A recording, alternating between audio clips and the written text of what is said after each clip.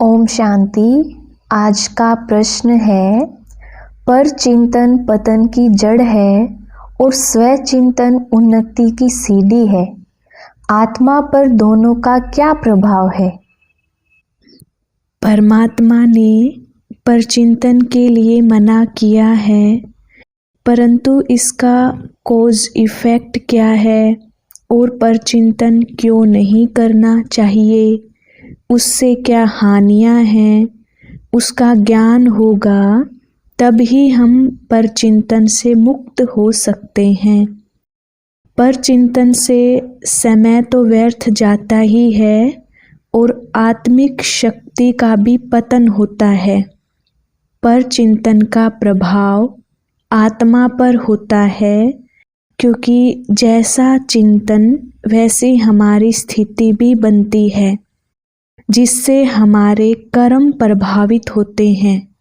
आत्मा जब दूसरों की कमी कमजोरियों का चिंतन करती है तो वे कमी कमजोरियां हमारे में भी आ जाती हैं।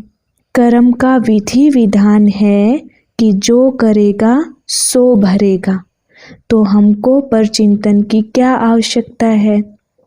यदि हम परचिंतन में अपनी समय और शक्ति लगा देते हैं तो स्वचिंतन के लिए समय और शक्ति कहाँ से आएगी?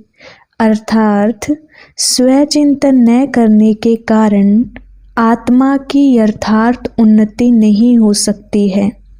जीव आत्मा अपना आपे ही मित्र है और आपे ही अपना शत्रु है, तो परचिंतन की क्या आवश्यकता है?